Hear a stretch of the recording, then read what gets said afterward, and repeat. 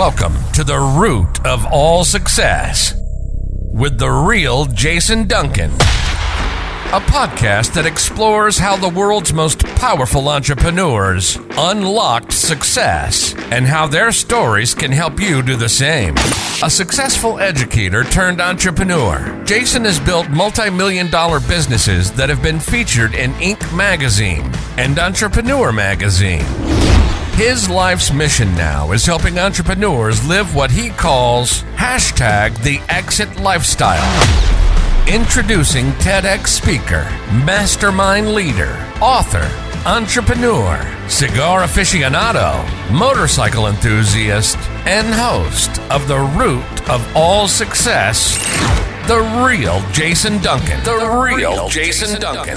Welcome back to another episode. I am the real Jason Duncan. You can call me JD. I'm glad to be here today. I've got a guy that I met on Instagram.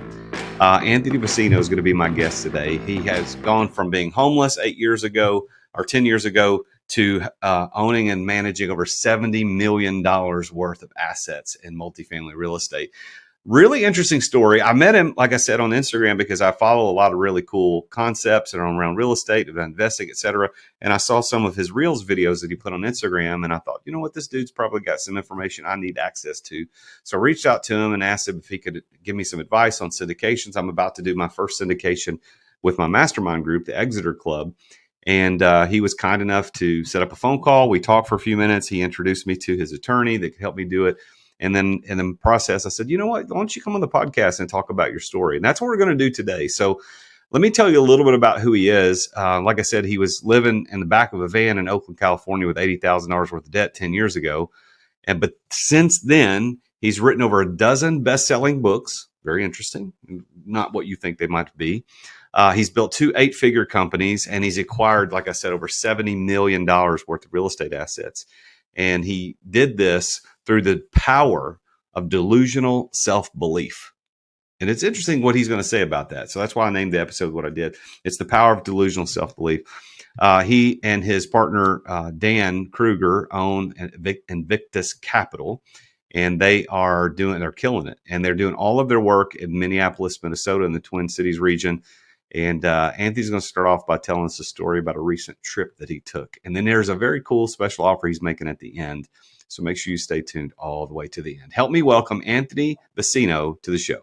Anthony, welcome to the show, man. It's good to see you. Thanks, dude. It's good to be here.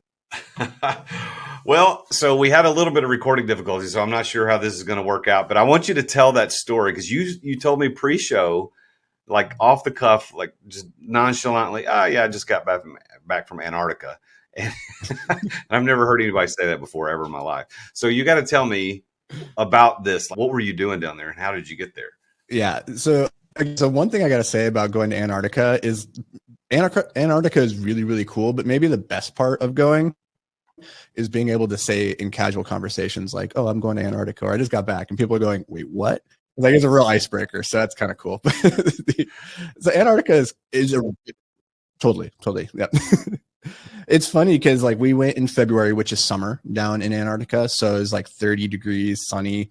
We got really lucky with weather. It's not always like beautiful and sunny. It can be really rough. But where I'm from in Minnesota, like it's been below zero during that same period. So it was warmer in Antarctica than it was back home. So when we finally got back home, I was like, I'm not ready for this. Like, got to bundle up and put on all these clothes. Whereas in Antarctica, like it was really beautiful. So the trip itself, though, like for full disclosure, like I am terrible at planning, and a trip like this requires a lot of organization and a lot of flexibility. So like I was really lucky that my brother, his fiance is a travel agent, and they wanted to go to Antarctica. They invited us and we're like, yeah, let's do it.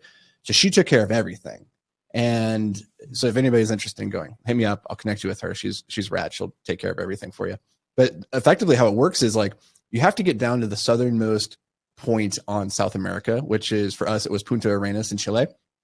And then from there, you have 2 options typically. The main way that people get down to Antarctica is they take a tour or an expedition boat or ship, and they'll go across the Drake Pass, which is a really, really gnarly bit of ocean. It's like a 2-day sail. It's really big waves. It can be really, really gnarly. We chose to forego that, and instead we caught a plane from Punta Arenas to King George Island. And the downside of that is you have a 2-day window when you're going to make the flight, but it all depends on weather, and it's really unpredictable in Antarctica.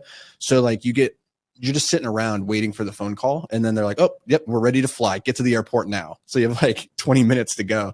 So you're just sitting and waiting. And then we got really lucky, caught the perfect opening and the weather window, got to the island, and then we just hopped on this ship with like maybe 30 other passengers, something 20, 30 passengers.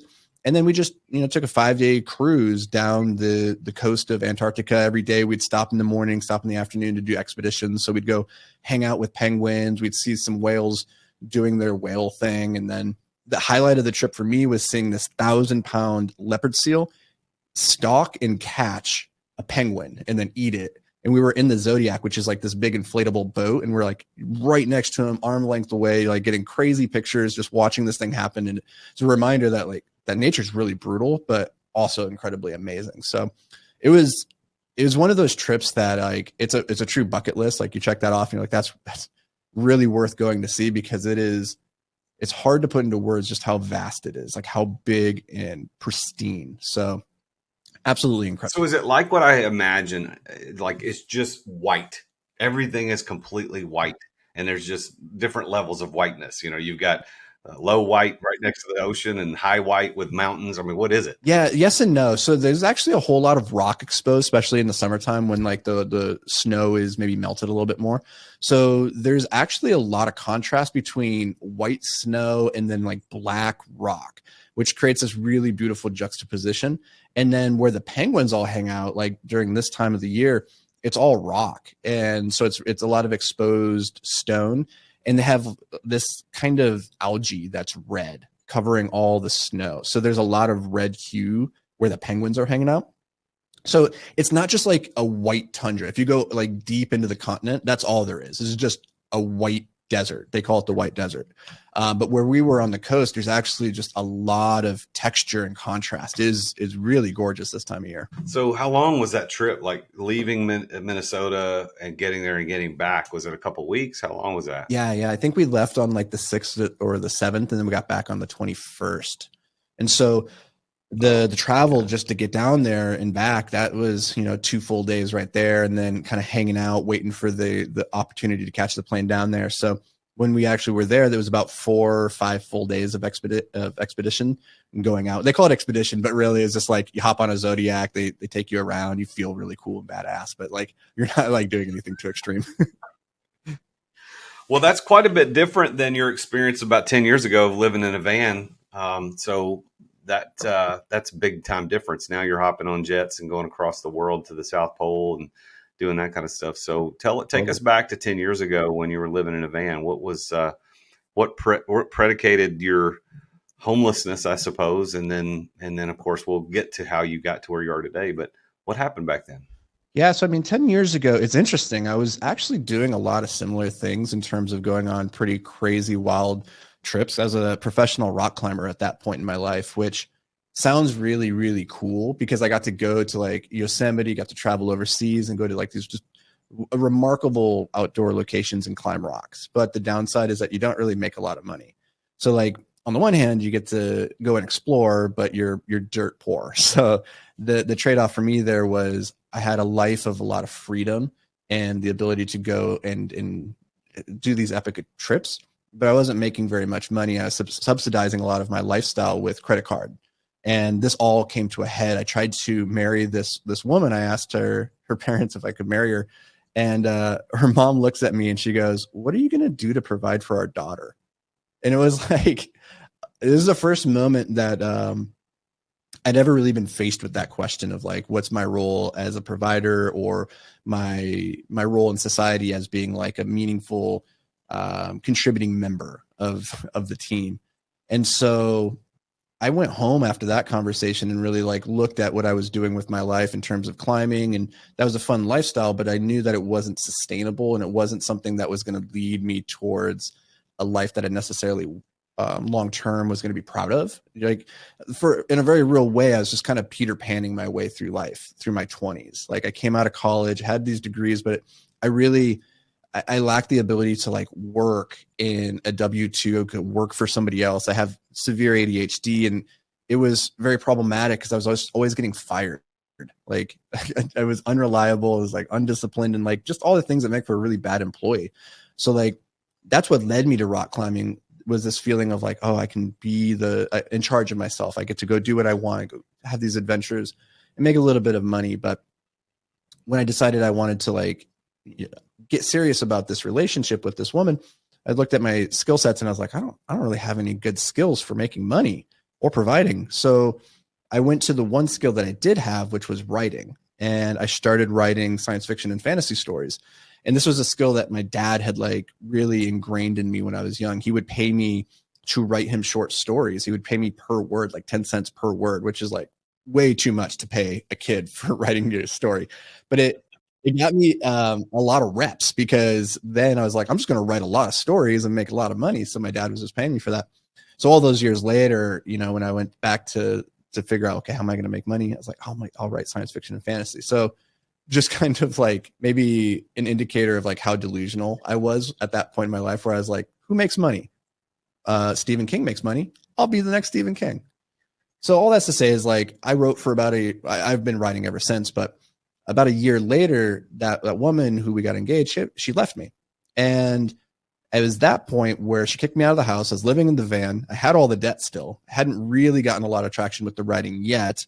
And now I was just looking down the barrel of a life of like regret and resentment. And like, this isn't what I signed up for. So things were looking pretty bad there. That was about when I was 28 or so. Wow. So you found yourself living in the van because you were struggling with this idea of whether or not you're going to be able to provide for this woman. You thought you were delusional, thinking you're going to be the next Stephen King or something like that.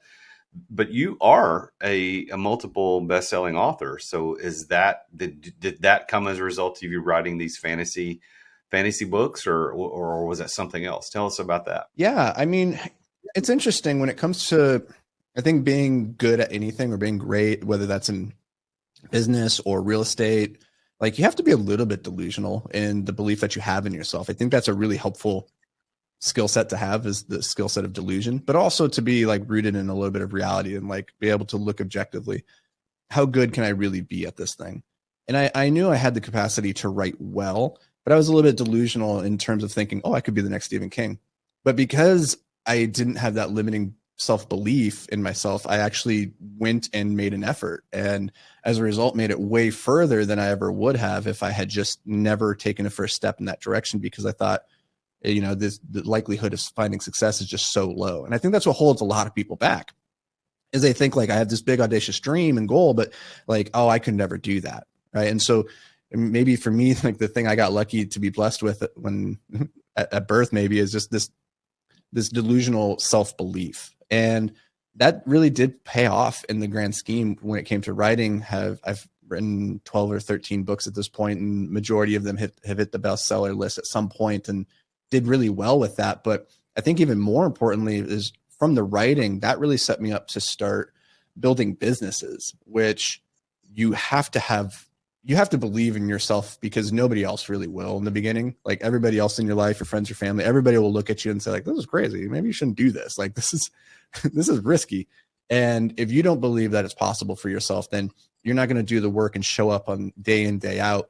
You're just going to kind of let the critics hold you back. And so I think delusion's a little bit of a good thing, but again, self-awareness is a superpower. So you have to be able to objectively look and say, okay, what is this, just me pumping myself up, or is there something I can point to in my history that gives me a sense of belief that this is something that's doable, right? And self-awareness it's a tricky two-edged sword.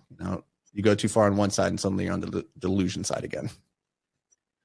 Right. So your books, am I to understand then the fiction books that you're writing helped provide the financial ability for you to kind of launch into this real estate thing? Am I seeing that right? Is that right? Interestingly, no. These days, yes. It took a long time for the fiction to really start generating good income. At that point in my life, when my fiance left me, I was living in the back of the van, still trying to get these books going and trying to get something, trying to get traction. And it was while I was in that van, a friend came to me and he's like, hey, we need to get you out of this situation. Your books aren't selling yet. Like, you're working at a gym, you're not making much money. And so he invited me to start building a business with him. And we started a window washing company. And that was really the catalyst. That's the thing that started making me really good money, was realizing like, oh, I have this skill set that lends itself well towards building businesses. And that was the initial source of income that got me into real estate, was having all this cash flow from these businesses. And I ultimately sold that one and had, a pretty good chunk of change that I started pouring into real estate. Because as I was asking all these people who were further ahead on the journey than me in life, I was like, what should I do with this capital? They're like, just buy real estate. So I was like, okay, that's what I'll do. I'll just buy real estate. And it wasn't until many years later then that the books, because I continued writing throughout all these years, that they started making money as well. And then I just had this vehicle of real estate and I just kept pouring it into it. But the initial bit was actually just from that window washing company. So you're writing books that were getting published, but you aren't really making any money.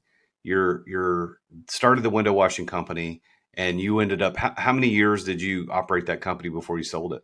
About 1.5 years, 2 years. So we got in there, we scaled it pretty quickly from, zero to about $1 million, a little over $1 million of top line revenue in the first 1.5 years. And then I sold it so the way that we had formed this company was me and a buddy, and then we were bringing in our rock climber buddies to wash the windows because they're really good in high places on ropes. So they could get into these jobs and do them at a rate that other cleaners couldn't do. And so when I decided to exit, we sold it to the employees to give them a means for, following suit in the same thing that we had done. So it wasn't like a big, crazy exit to a private equity company or anything like that. It was a good exit, made good money from it, especially considering it was just window washing. But that was what, like, if anything, the biggest benefit to it was the knowledge of like how to do this, like how to build a business, how to exit it, how to build teams and systems to be profitable. And that served me really, really, really well, both in real estate and in other endeavors. So I think that's really interesting that you were able to kind of go back in your what your experience was and use rock climbing as a way to benefit a window washing business. Like if you had said, hey, Jason, man, I'm going to talk to you. What do you think these two things have in common? Rock climbing and window washing. I mean, at first I might have thought, well, be able to climb, but what I wouldn't have really put two and two together. That's really very clever.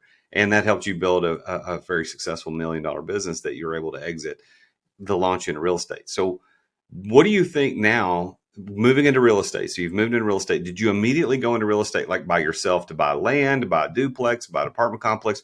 When you took that first chunk of money, whatever that amount of money was, and bought your first real estate, what was it?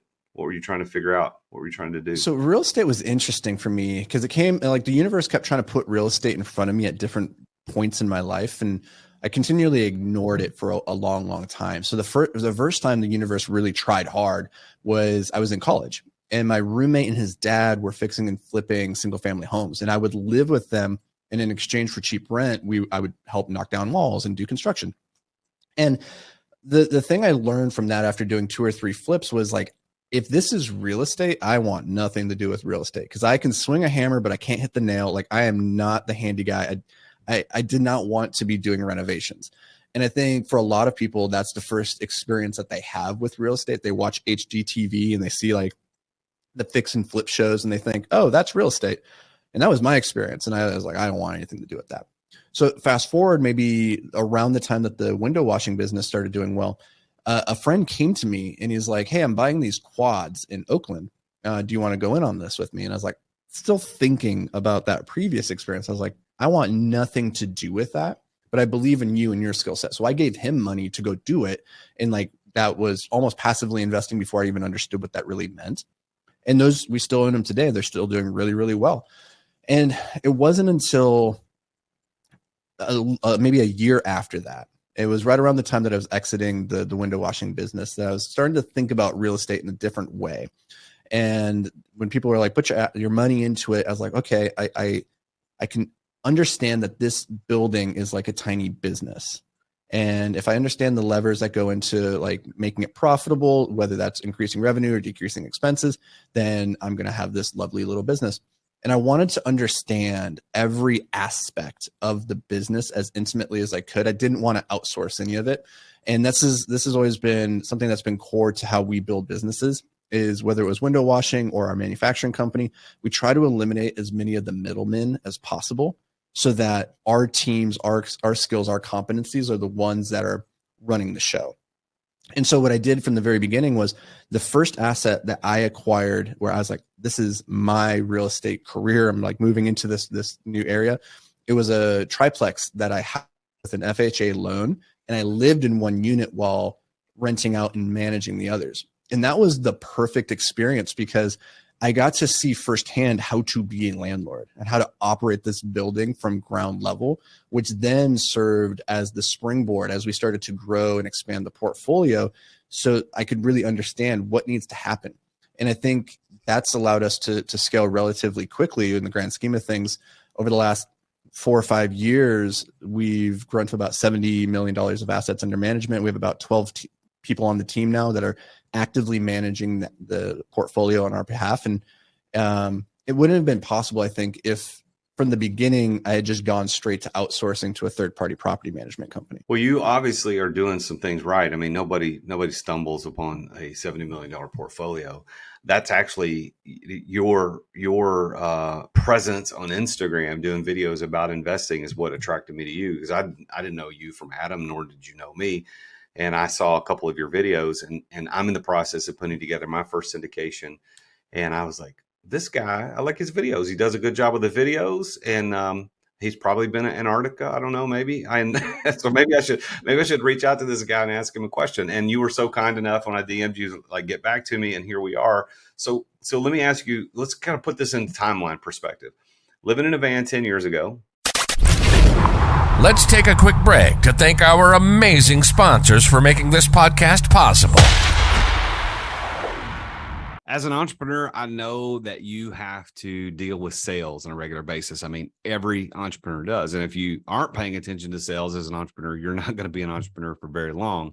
But I've got a sponsor of this show called Dub that helps you bring the personal back to sales. If you want to figure out how to improve content creation and improve client trust, improve your sales process, decrease the sales cycle, because we all know time kills deals. If you want to increase client bookings and increase conversions, you need to take a look at Dub. There's a special offer for Dub for listeners to The Root of All Success at therealjasonduncan.com/Dub, and that's DUBB. I've been using this for years. I'm a huge fan, and I'm so honored that they're our primary sponsor of the podcast. But they have helped over 60,000 businesses around the world communicate better, to make sales easier, to make sales more personal. And it's built Dub for growing teams. I mean, you can set up video emails, you can set up custom onboarding, you can do admin reporting. You need around video and sales and automation. Dub is there. You can try Dub now. Your conversions to sales are waiting. All you got to do is go to therealjasonduncan.com/Dub. And there you're going to get 2 weeks for free to try Dub. Plus, you're going to get 50% off your first 2 months of Dub. You can't beat that. So go check it out. Go to therealjasonduncan.com/Dub. 40 years ago, you weren't in business unless you had your business in the Yellow Pages. You remember those things? And 30 years ago, you weren't in business unless you had a door-to-door salesman. 20 years ago, you weren't in business unless you had a website. And today, you're not in business unless you're doing social media content. Am I right? Social media content. Social media content in the form of like micro content, which is 30 to 60 second spots on Instagram Reels or TikTok or YouTube Shorts. That's the way business is done. As a matter of fact, that may be how you found out about this podcast or me as a business coach. This medium that we're using today to communicate what we do is vitally important. And just recording yourself isn't enough. You've got to do it right. And my friends over at Story do it right. And one of the problems with doing it wrong is that you sit around thinking, well, what the heck am I going to record? What am I going to say? How am I going to say it? Like, I don't know what to talk about. Well, Story takes all of that away from you. Stop wasting time trying to come up with content, because Story will send you a video prompt on what to record. You can pick the categories you want to record in, whether it's real estate, entrepreneurship, finance, relationship, leadership, life insurance. It could be anything.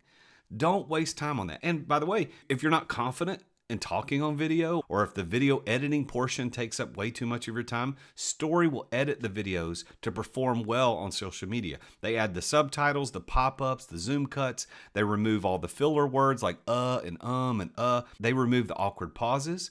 And then they take that video and post it for you. They write the captions, they add the relevant hashtags, and they post it on the platforms that you care about the most. It's exactly what you need to be in business today and to be successful at it. So if you want to learn how to do social media the way the influencers do, you need to go to therealjasonduncan.com/story. And that's story with 2 Y's. Why? Because they're awesome. Go to therealjasonduncan.com/story. That's STORYY for 10% off your first 3 months to try Story out. You're going to thank me later. Thanks for listening to our sponsors. Now, back to the show. Did the window washing thing, and you sold that. I'm guessing, if I'm putting the time together, about 8 years ago. Is that right? Is that timing correct? And then, so you've only really been into real estate for 8 years. Is that correct? So now 8 years to $70 million. So that's not quite $10 million a year on average. Obviously, that's not the way it works. It doesn't work that way. But if you look at it over the 8 years you've been doing it, almost 70 million, that's significant. Why do you think you've been so successful at this? Well, I think there's luck. Luck is a really big one. I think it helps to be in the right place at the right time, but maybe to give a little bit of context. So when I started in real estate, actively managing my own portfolio, I just thought I was going to buy real estate with my own money. I was going to manage it, and that it wasn't going to be a career thing. It wasn't going to be a business that I was building. It was just this other side thing for me. And it wasn't until 2019 that I was getting a lot of questions from friends and family about wanting to invest alongside me and like how to get into real estate. They're asking all these questions. I was like, oh, that's interesting. I hadn't really thought about what that would look like. And that happened to coincide with when I met my now partner, Dan Kruger. It was end of 2019. And that's when we formed Invictus Capital and started bringing investors into our deals. That's when we started syndicating. So before that, over the years where I had just been acquiring my own assets, I maybe had maybe $2 million of assets at that point, just with my own money. And then from there, 2019 moving forward, that's when we've acquired the bulk majority of our assets. And so a lot of it was understanding the right systems and the right business model that would allow us to scale. Like if I was still doing it with my own money and everything was predicated on my balance sheet and my skills to operate it, I would grow a lot slower. It'd be, the theory of constraint says that, the area that's the most constricted is going to hold you back. And I would be the biggest bottleneck there, especially from a capital perspective, because to go and acquire $70 million of assets, you need, $25-30 million of capital, which I just didn't have sitting around. So the way that we got there was first by getting really specific about what makes us unique and special in this marketplace. And that was a couple of things. One is we focus only in our backyard, which is Minneapolis, Twin Cities. So that's the only market where we acquire assets because we know this market like the back of our hands. We know all the sellers, know all the brokers, we know all the lenders. We can operate in this market in a way that our competitors, if they're coming from out of state, they simply can't. So that's one thing that makes us unique. The second is the in-house property management. So that allows us to operate our assets more efficiently than pretty much anybody else can if they're relying on third party. And so once we got really clear on like what makes us unique, then it was just a matter of letting those sellers, lenders, brokers know, hey, we're buying. Here's what we're looking to buy. Here's what meets our criteria, so that when they have opportunities, they bring it to us. And then two was we needed to find a way to get our deal flow and our capital flow synced. Because if you have too much capital but not enough deals, it doesn't do you any good. It's just dead money sitting there, right? If you have too many deals but no capital, then you can't get them done.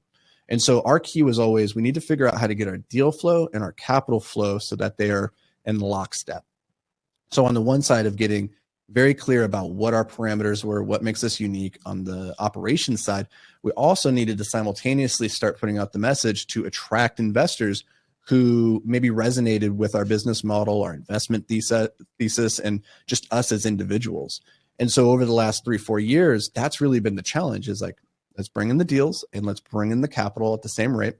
And the third part of that stool that complicates everything is because we have in-house management, we can't just throw tens of thousands of units on the team simultaneously. They have to be able to, keep up with that. And so the hiring and the training of the team is just as critical as the deal flow and the capital flow. So for a lot of groups that do what we do, they don't do the in-house management. They'll just outsource that part. So they only have 2 of these things that they need to worry about: capital and deal flow.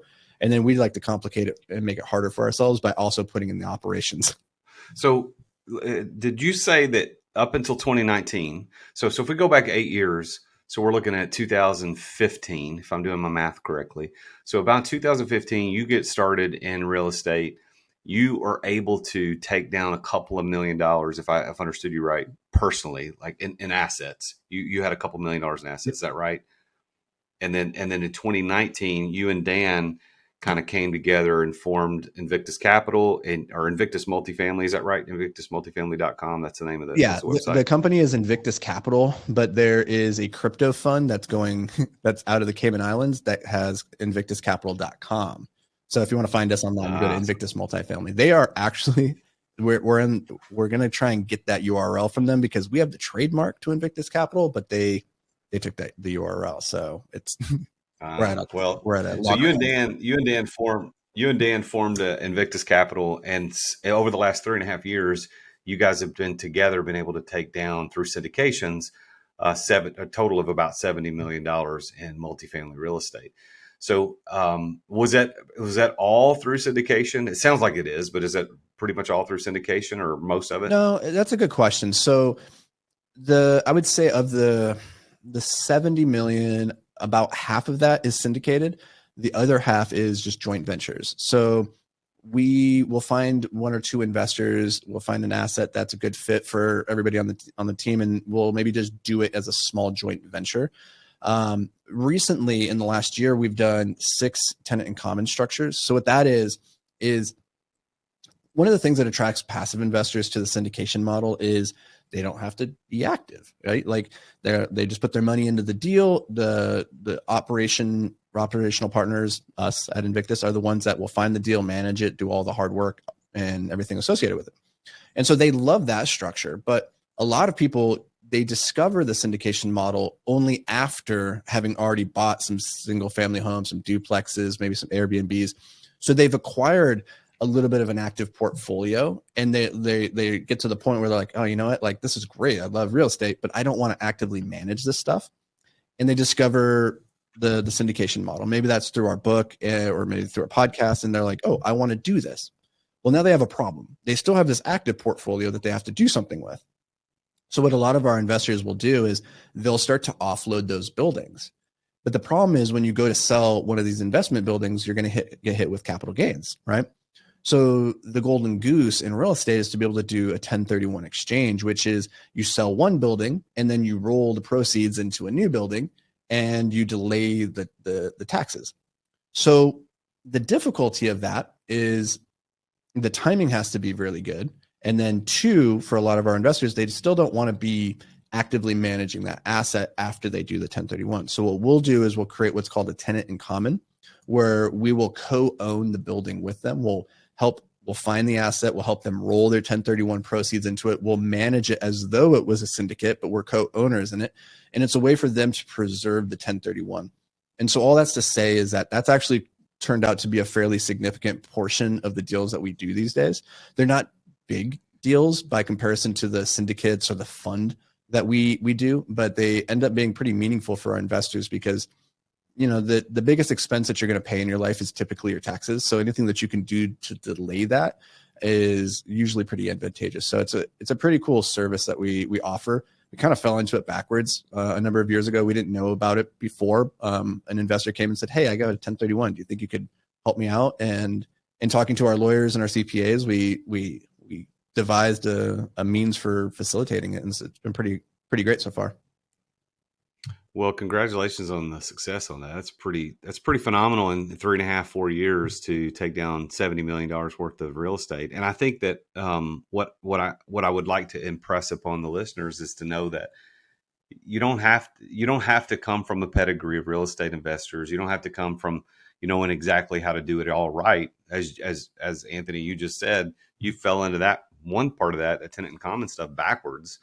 And I think it's about putting ourselves in the right place at the right time, which is interesting that you said that earlier as one of your kind of keys to success. Is that one of the things I teach my clients is that one of the keys to success is, of course, being in the right place at the right time. And sometimes it's lucky, but I think more often than not, we're putting ourselves in those places. We don't know that we are, but we find out that we're in that spot.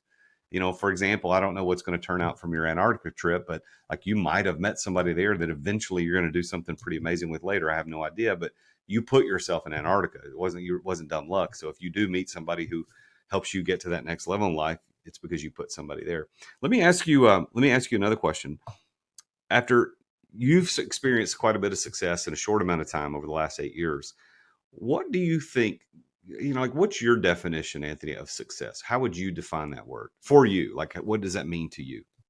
That's a good question. That a number of years ago, I did a podcast series with my buddy Austin Linney called The Brain Dump. That was all about like unpacking the science of success and really trying to understand what's it mean to be successful. Because one of the things that I didn't realize when I was younger is that I was living a life in accordance with what I thought was everybody's definition of success. Like I thought there was one definition, like the American dream, right? And because my life wasn't in alignment with that, I thought myself to be a failure.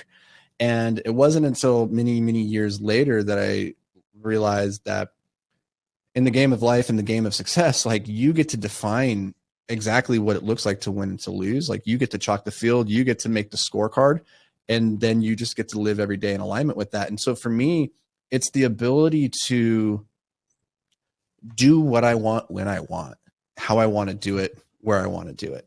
And for me, a lot of it is just built into, am I moving towards my highest and best self? Like that's the thing that really gets me excited these days, is just knowing that I'm doing something that's progressing me, not necessarily around money, not necessarily around business, not necessarily around fitness or relationships, but like all of these things. Like it's this whole package of like, what would my highest and best, greatest self look like if I could just max out all the stats? Like, what would that look like? And I get really excited about just trying to like move towards that, because it's an unattainable ideal to be your greatest self, because you never, like, the goal isn't to be the best. The goal is to be better, and better has no finish line. Right. And once you understand that, then you just show up every day and like keep moving forward. And that's what success is just at the end of the day, did I move forward? So with that as a definition of success, do you consider yourself to be a successful person? It's interesting because you gotta win every day, right? Like every day is a new battle. Every minute is a new hour, like, or a new battle. You can break it down to like every second if you wanted to. So you just got to figure out what's the metric you're going to measure it by. And some days I feel very successful.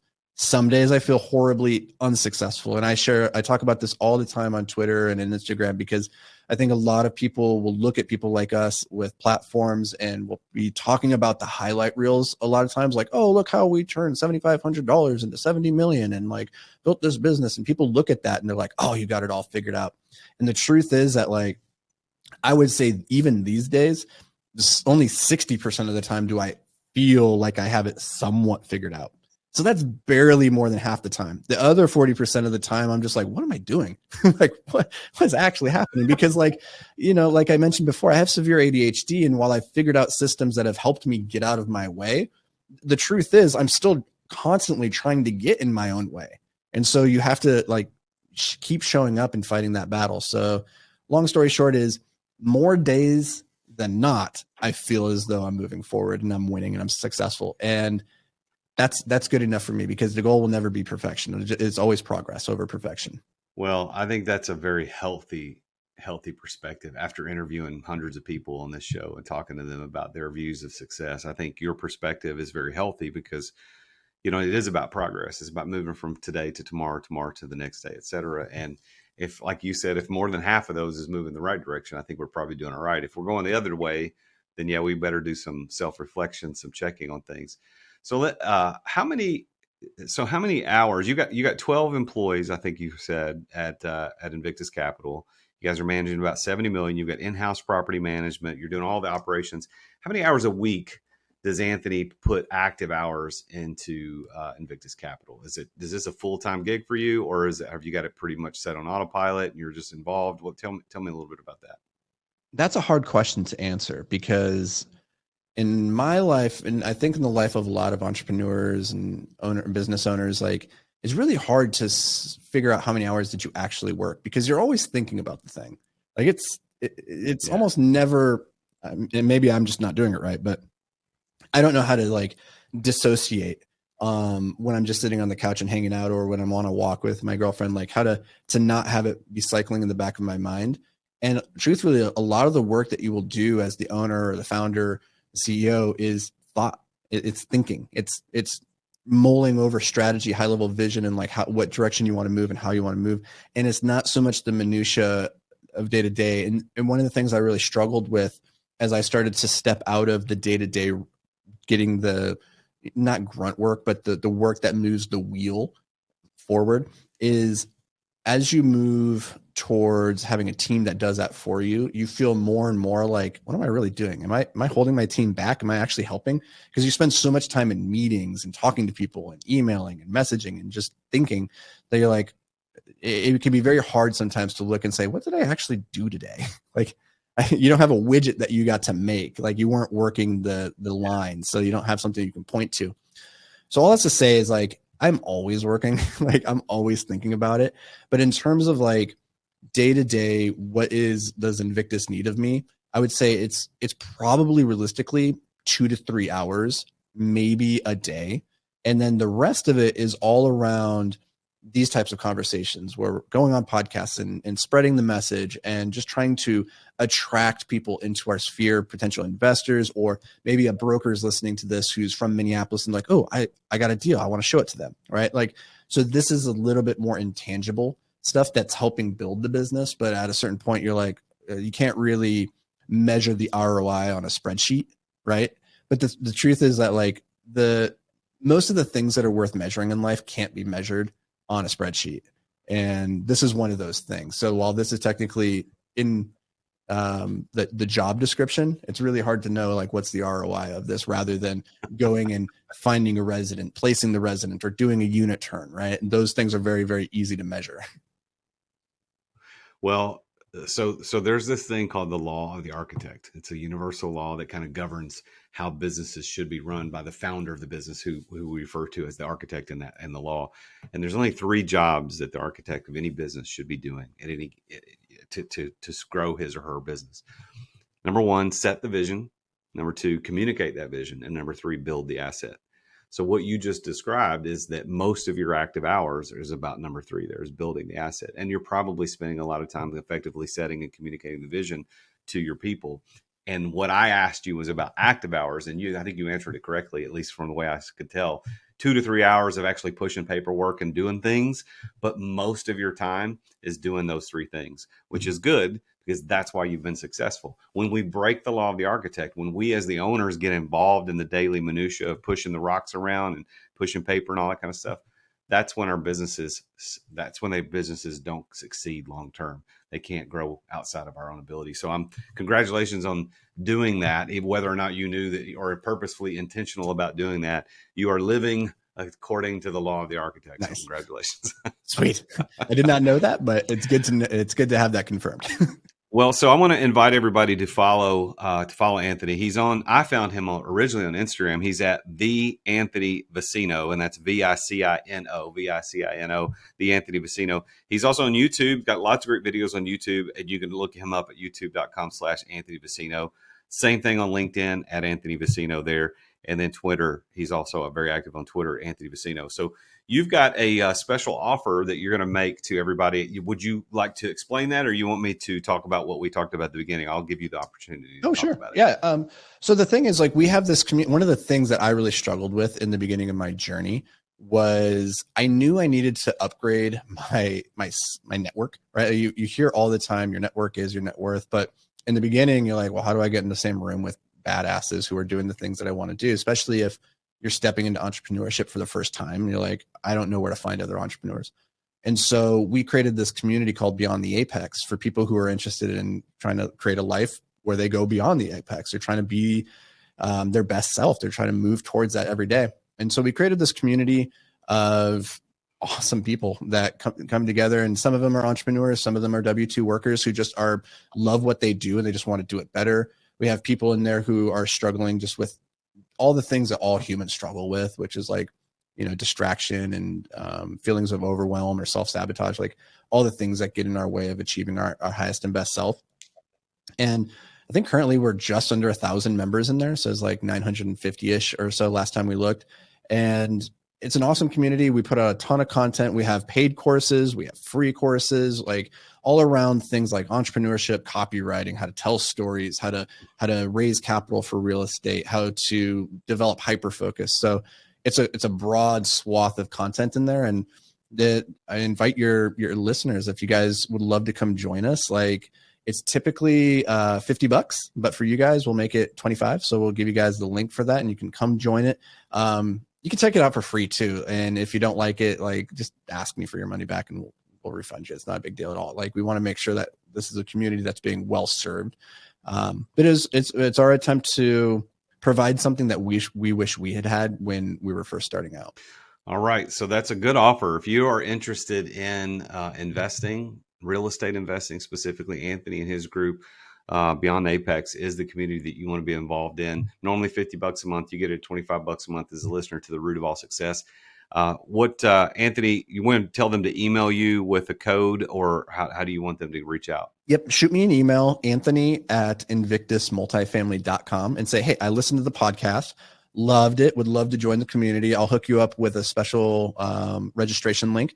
But do me a favor. Like if you do that, make sure that you've left a review for this podcast too, because a lot of work goes into podcasting and it's a bit of a thankless art. Like I know Jason's putting a ton of work into this. And so just take a moment before you shoot me that email to leave a review. And then when you shoot me the email, say, hey, I left a review. And if you did, I'll hook you up with something super secret, super awesome. I'm not going to tell you what it is, but you're definitely going to want it. So make sure you leave that review first. Well, I think I'm going to leave a review for my own and send you an email because I want to see what but thank you for those kind words. We do love the reviews as podcasters because obviously it does make us feel good to say that people like it. But more than that, it puts us up in front of of the other podcasts so that we get out in front of more people to make the impact. So email him, Anthony@invictusmultifamily.com. That's INVICTUS, Invictus, INVICTUS, multifamily.com. And just make sure you've left the review for the Root of All Success and mention that you heard him on this show, the Root of All Success. And he'll not only give you that half off for Beyond the Apex community, but also something super special and private. Maybe it's a rock from Antarctica. We don't know. I don't know what it's going to give you. But Anthony, it's been a pleasure having you on the show. I do enjoy following you on Instagram. Your videos are informative. They're well done. And so good on you, man. Congratulations on all your success. Thank you, brother. I appreciate it. Thanks for having me, guys. It was I love these conversations. They're a lot of fun. So thank you. All right. Thanks. Well, there you have it. Another very successful entrepreneur about his journey to success and the power of delusional self-belief. His definition of success, I think, is interesting because it's one that a lot of people, I record every single one of these shows, of course, and then I write down a record of everybody's definition of success. And that definition that he gave, which is essentially being the ability to do what I want, when I want, with whom I want, et cetera, that definition probably has appeared. If you call that verbatim, even though people say it a little bit different, that verbatim definition has appeared more than any other single definition. And what that refers to is freedom of time, freedom of money, freedom of energy, the ability to make the choice and have control over your daily schedule. And Anthony has achieved that in just 10 years. Not really even 10, 8 years. So you can achieve it too, no matter what you're doing, no matter where you are, no matter if you're living in the back of a van in Oakland, California with $80,000 worth of debt. Within a few short years, you can be well on your way to being a multimillionaire, achieving success, and having complete freedom and control over all the things that you do every day. So listen to shows like this. Go watch YouTube channels like Anthony's. You can go to youtube.com/Anthony Vicino, and you can listen and see what he's doing to create wealth, generational wealth, not just for him, but it's going to be for his family, long-term, his kids, if he has them, later on. I mean, those are things that he's doing. What he's doing right now is going to be blessing people for generations to come. So I want you to go follow him at any of those places: YouTube, LinkedIn, Twitter. He's at Anthony Vicino. On Instagram, he's the Anthony Vicino. So go check him out there. And don't forget to send in for his free gift, and you get half off the Beyond the Apex community. Just email Anthony at invictusmultifamily.com. And just make sure you've left a review for the Root of All Success. Tell him that you did that. He's going to give you half off the community price. The community is $50 a month, but you can get it for $25. And then you also get a special free gift. So please tune in again next week when I talk with yet another very successful entrepreneur about his or her journey to success. Until then, I am the real Jason Duncan, and Jesus is King. Thank you for listening to another edition of The Root of All Success with the real Jason Duncan. If you've enjoyed this week's episode, visit therootofallsuccess.com to access the show notes and other helpful resources. Follow Jason on social media at The Real Jason Duncan. Are you an entrepreneur who feels trapped in the weeds of daily operations, not experiencing the freedom you thought you'd have as a business owner? Want to know the way out? Take Jason's free exit readiness assessment to see how close you are to getting ready to experience true freedom and success as an entrepreneur. Go to amireadytoexit.com today. That's amireadytoexit.com. See you again next time here on The Root of All Success.